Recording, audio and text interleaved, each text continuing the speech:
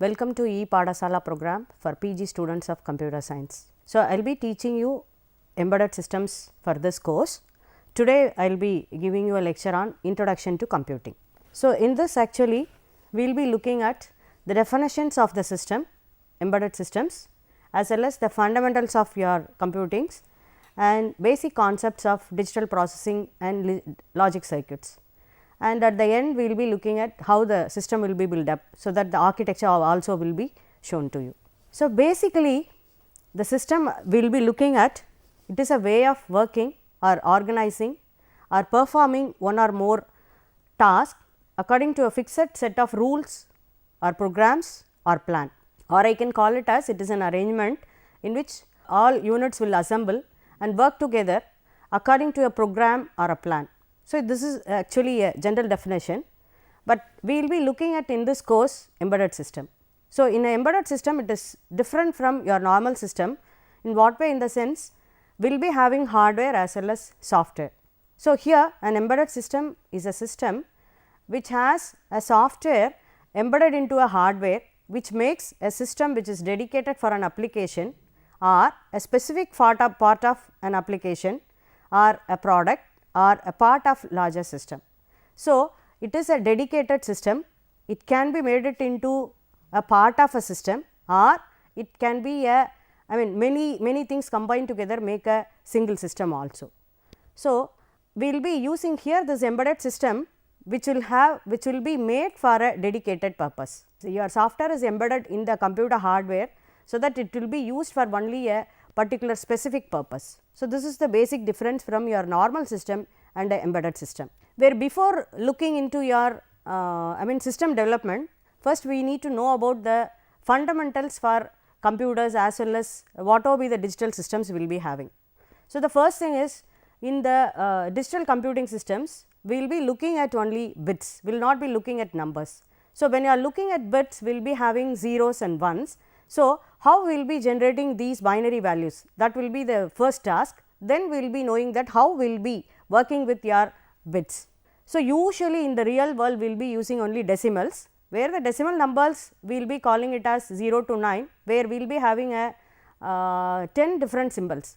So, we will have a base of 10, but when you are looking at your binary number we will be having we will be having the binary numbers which will have only zeros and 1. So, we have basically only 2 numbers, unique symbols as well as 2 numbers. So, it will have only a 2 base 2 as the system. So, when you are looking at this binary numbers we will call always bits. Usually we will call your decimal numbers as only decimal system, where you will be 0 to 9 will be called it as digits, where these binary numbers will be called it as bits. So, how first we should know, when you wanted to process a particular number we will be looking at only decimal numbers.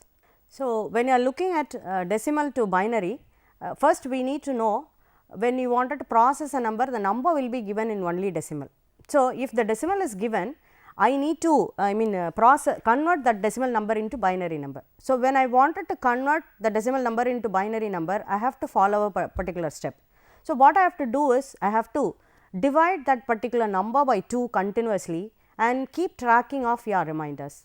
So, when this process will be continuing and until you will be getting a 0. So, when the reminders are only considered and it will be written in the reverse order. This is the procedure to do your binary number conversion. We will just see that this is an example we have shown, where you just take it 25 is a binary number, decimal number.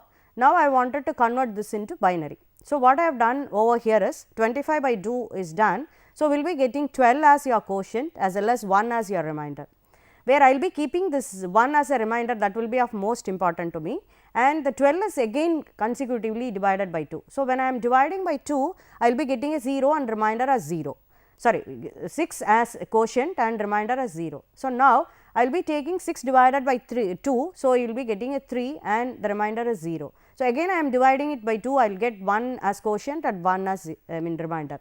So, again 1 is divided by 2, where I will be getting quotient as 0 and remainder as 1. So, when I am getting a quotient as 0, this reminds me to stop this division by the time. So, now I will be looking at only the reminders. You just look at these reminders, where I will be in a position to take it from I will be in a position to write it from bottom to up. So, 1 1 0 0 1 1, this will be the equivalent number where I will be having it for my 25. So, 25 base 10 is equal to 1 1 0 0 1 base 2. This is the way we will be converting your decimal number into binary number.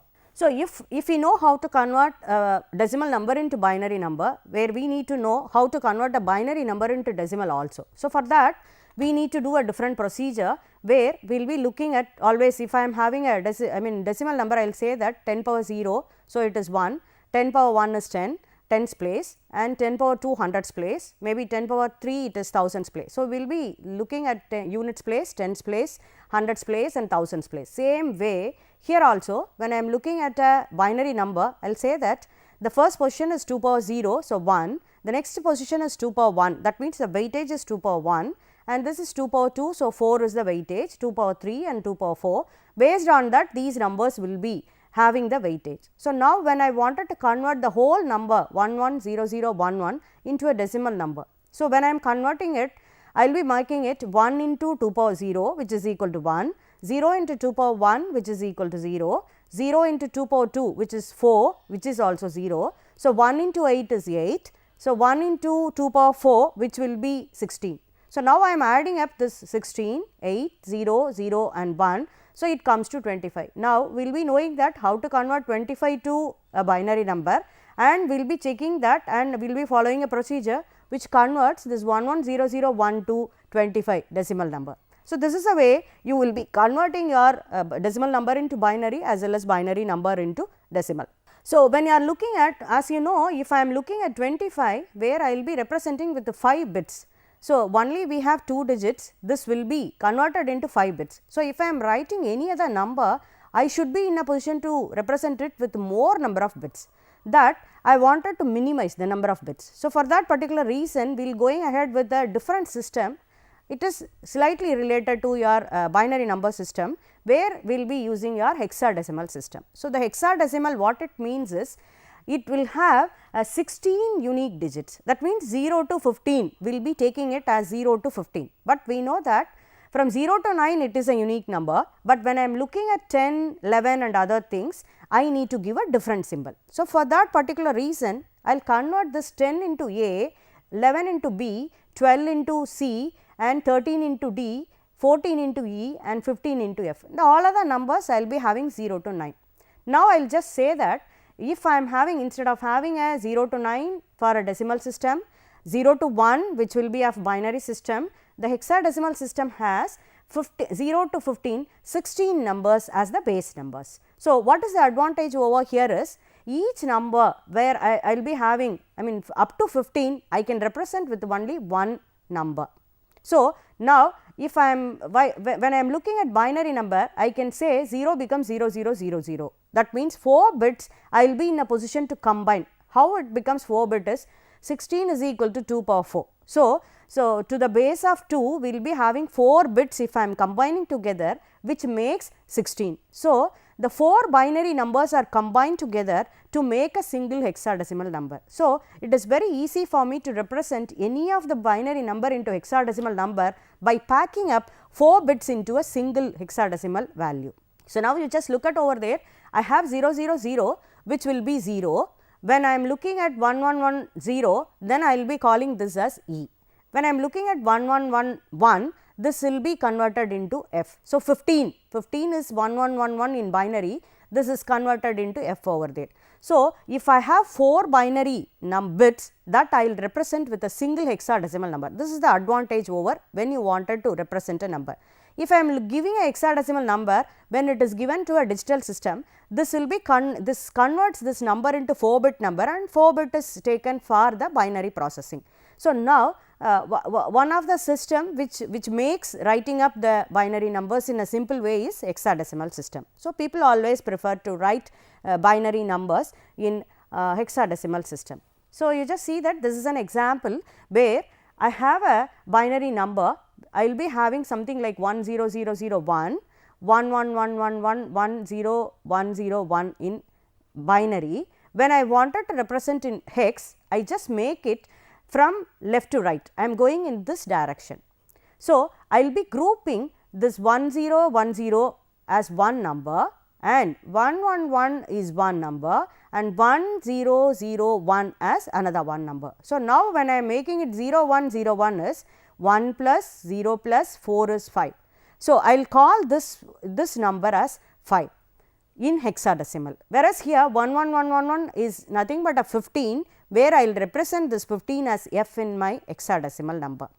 So, the same way here also 8 plus 0 plus 0 plus 1 is 9. So, the hexadecimal number is given as 9. So, now I can call this 9f5 is equivalent to this binary number. So, instead of writing 1000111111101001, I can write it 9f5 base 16. So, this way it is very simple for me to convert a binary number into hexadecimal, which and vice versa also possible. So, 5 can be written as expanded as a 4-bit number, that means 0101, so that I can expand very easily also. So, now we have gone through all the number systems, binary binary as well as hexadecimal and all those number systems. Now, we wanted to know how to process these bits or binary numbers. For that we will be looking at, we will be going ahead with logic gates. So, these are the primary elements which helps us to process the binary numbers, which is nothing but your bits. This is the basic element for your digital computing. So, when I am looking at a logic gate, I will be having a AND gate, OR gate, inverter, NOT gate, NAND gate, NOR gate and XOR gate. So, these are the basic gates we will be having it. Based on that, we will be processing all your binary numbers, which is nothing but bits. So, first one is your AND gate. So, this AND gate which does x is equal to a dot b, which is nothing but I can call this dot as multiplication. So, a multiplied with b can be written as a dot b with x in binary operation. So, AND operation I can relate it to multiplication operation with your decimal number. So, this is the symbol with which I will be in a position to represent this AND gate, where it has 2 inputs and 1 output. So, if it is 2 input, in the sense I will be having 4 different combinations, where I have 0 0, 0 1, 1 0 and 1 1. So, if I am multiplying 0 multiplied with 0 is 0, 0 multiplied with 1 is 0, 1 multiplied with 0 is 0, 1 multiplied with 1 is 1. So, only I have I have given you this operation, dot operation is almost similar to multiplication. So, now I will go ahead with my OR gate a plus b. So, the symbol itself tells you that it is like addition. So, when I am adding it, this is a symbol with which the OR gate is represented. It takes 2 input and 1 output. So, 2 input as I said, 4 different combinations I can make it, will have a 0 0, 0 1, 1 0 and 1 1. So, now 0 plus 0 is 0, 0 plus 1 is 1, 1 plus 0 is 1 and 1 plus 1 is also equal to 1 over here, because I will be representing only one bit as an output. I will make it 1 plus 1 is equal to 1. But in binary addition, I can call 1 plus 1 when we are doing a real addition, by the time 1 plus 1 becomes 1 0. So, the next gate which will be of very important is inversion. Inversion is nothing but your NOT gate, where x is equal to a dash. I will call it as in a dash or a bar, both are similar. So, now this is the symbol with which this bubble tells you that it gets inverted. So, if I am inverting a inverted to x, I will call one input and one output. So, 0 and 1 is the only combination, 0 becomes 1 and 1 becomes 0. This is nothing but a inversion. So, which is nothing but a NOT gate. So, now when I am looking at XOR gate, this is actually a XORed with b, that means 2 input is there and it is XORed, will be getting 1 output. This is the symbol for XOR. So, it is complete, it is not like your addition or multiplication or your negative, inversion, all those things is not coming into picture. What it does is, if both are similar, then it gives you a result as 0, if both are different, then it gives you a result as 1.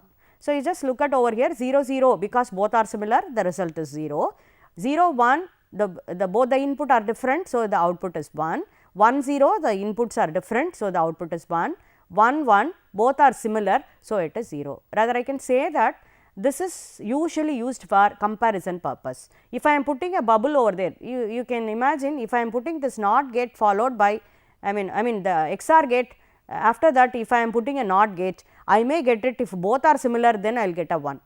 So, that way I will be in a position to do any process if I am having this AND gate, OR gate, NOT gate as well as XOR gate. So, I can make a combination of these gates to produce anything. For example, if I wanted to compare 2 bits, if both are similar, then only I will say that it will be 1. So, by the time I will make it XOR, for next is NOT gate, combined together will get XNOR, which will give you, if both are similar, it will give you the value as 1. So, that way I can make so many combinations like your NAND gate and NOR gate. So, your NAND gate is nothing but AND gate followed by a NOT. So, you just see that this is the symbol AND symbol along with the bubble, which gives you a NAND gate. So, which is nothing but A dot B to the power to whole power dash, that means I am inverting the whole thing.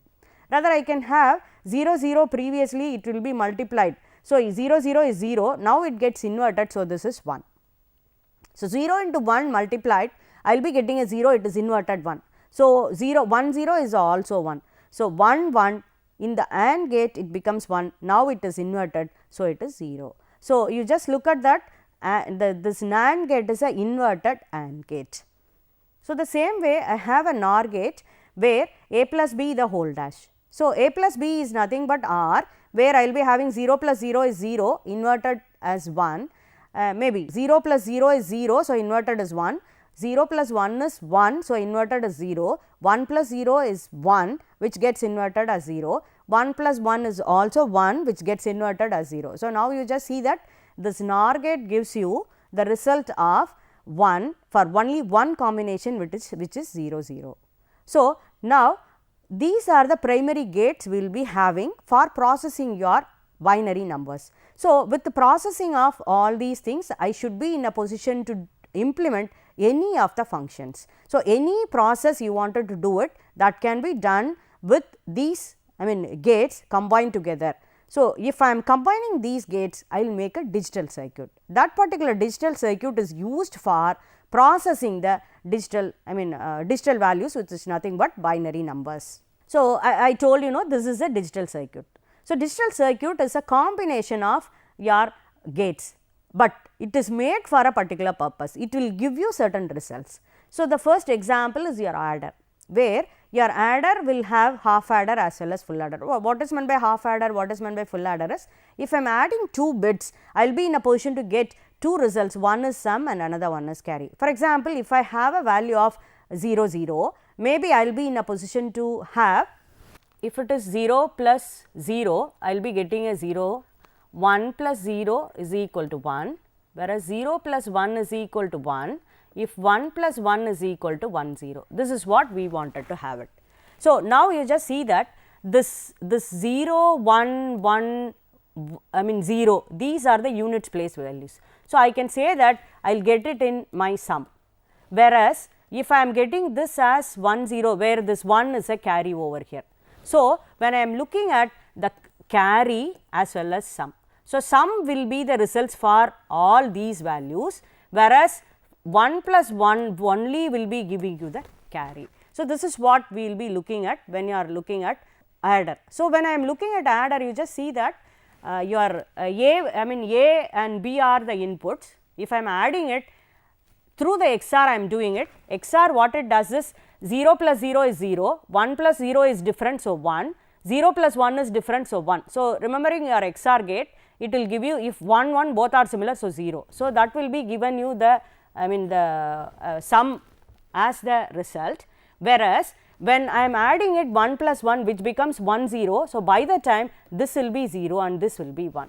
So, that is what happening when you are looking at your your half adder circuit. So, the same way this is for only adding up only 2 numbers. The same way if I am adding it for 3 numbers, what I have to do. So, by the time I will be going ahead with my full adder. So, when I am looking at full adder, I need to know how to do this. So, where I will be having A plus B plus your carry, C is your carry. That means, if something I am getting it as a carry, that will be forwarded for next addition. So, for that particular reason, we will be in a position to have all these full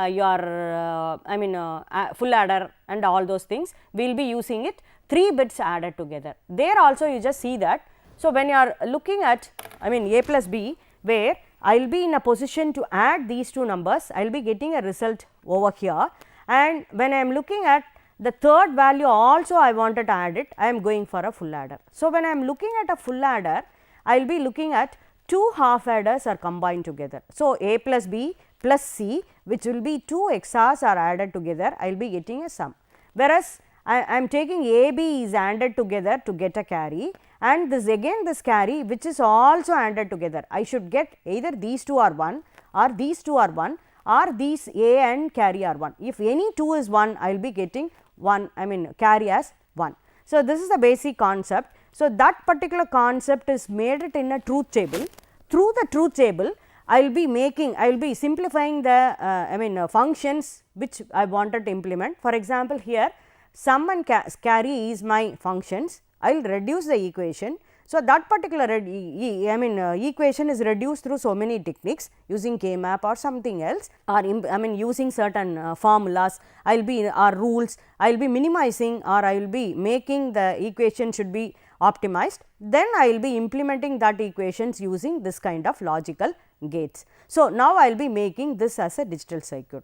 This digital circuit is made for a particular purpose, and I will be producing, these are the inputs, I will be in a position to get my outputs sum and carry. So, this is a best example for a digital circuit where we added two numbers, 2 bits as well as 3 bits. So, half adder and full adder will be used for adding binary bits.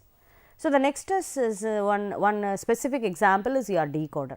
So, what it does is, for example, if I have 4 persons, I wanted to address them. If 4 persons are there, I need a minimum of 2 bits to address them. So, if for example, I will have 4 persons, I will call it as Q 0, Q 1, Q 2 and Q 3. Now, I wanted to address them. I can address them by with 2 numbers 0 0 or 0 1 or 1 0 or 1 1. So, this is the way I will be in a position to address it. So, to generate 0 0 and 0 1, I am making use of A and it is inverted value 0, B and it is inverted value B. So, A, B are the two inputs. With that, I will be in a position to make A, B, A bar, B bar as 4 different combinations. Now, I am making it A bar, B bar, which will be my Q 0.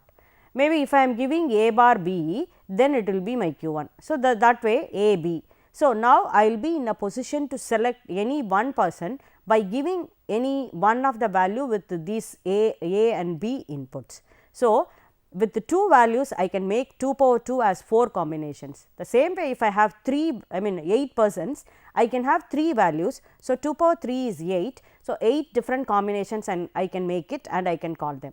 So, these decoders are widely used for addressing a memory or addressing decoding in a computer design. That means, if I have a memory, I wanted to address each and every location. That can be done through this kind of, the address will be given over there, it gets decoded through this and it will be given in a elaborated way which uniquely identifies one place. So, this is an best example for a digital circuit where we will be using it for addressing memories. And the next important thing is your memory. So, the memory is also made up of only your digital digital circuits. See here, this is a fill flap where this is, I can call it as a NOR latch. This particular latch is used for storing a particular value. So, here the D latch is given over here, the whole D latch is given this way, and this has been the input is given over here, which whatever be the input I am giving it, which I will be storing it, I will be getting it as Q. If the whole thing is a fill flap where I should give either 0 or if I am giving a 1 over here, I should give a 0 over there. If I am giving a 0 over there, 1 it should be given over there. So, that only it has been given as D is directed directly and it is inverted and directed directly, and this is nothing but a clock. So, unless otherwise the clock is not present, I cannot access this. So, that is what I wanted to have a control over there. So, D is the number I wanted to, D is the value I wanted to store it over here. You just see that if I am giving a D is 0, already it has a value of Q, whatever be the value over here, I will not be bothered about that particular value. Now, if I am giving a D as a value of 0, the 0 will be there. If I am giving a value of 1, it will have value of 1. So, if I am giving a 0, whatever be the value over here previously, now it will go to 0. So, now this is the module D module where whatever be the output already present will not bother, only the D whatever be the value I am giving it over there is stored over there, and if I wanted to read it I will take only that. This is actually an D flip flop, which is the primary element which will be used for storing a single bit. So, by making a combination of all these D flip flops, I will be in a position to store, I will be storing a word or I mean what will be the data. So, now I will be looking at what are the different units of data as well as the memory size are there. So, bit is the binary value, as we know it is 0 or 1, byte is a I mean one of the unit I will be using it where it represents about 8 bits, nibble is 1 unit which represents 4 bits, a word I can have it 16 bit or 32 bit or 84 I mean 64 bit. So, whatever be the size I can have it with your word. So, memory size. So, this tells you that I can store a single data with all these values. When I am looking at memory size, I will be in a position to have 2 power 10 or 2 power 20 or 2 power 30 or 2 power 40, which tells you about kilobytes, megabytes, gigabytes and terabytes. So, this is the way I will be having my memory.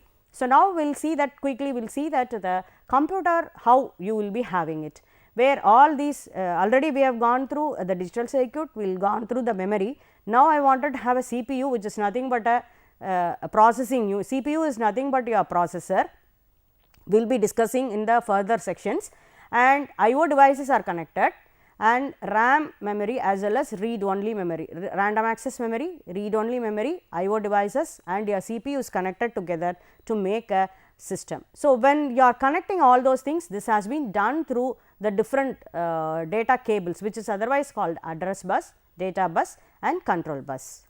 So, now you just see that this is the block diagram of a CPU, I mean of a computer system, where we will be having a CPU which is connected to read only memory, random access memory, printer, your monitor, your keyboard and disk through all these buses. So, this is address bus to address whichever unit, and this is the data bus through which all your data is communicated, and this is the control bus which will be giving information, I mean which will be the CPU controls all these units perform a task.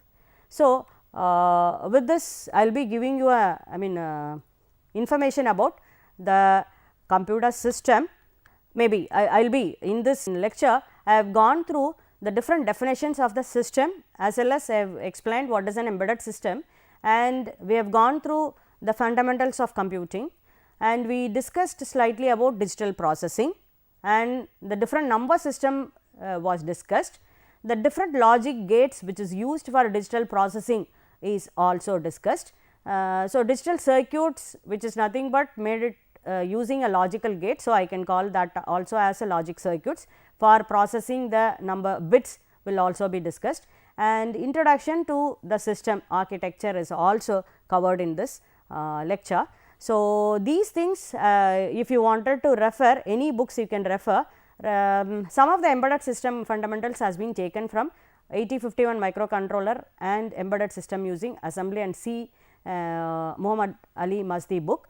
So, the other things you can cover it from whatever be the informations which I have covered in this lecture can be taken from any books which dealt about fundamentals of computing as well as the digital systems as well as logical gates, binary number system processing.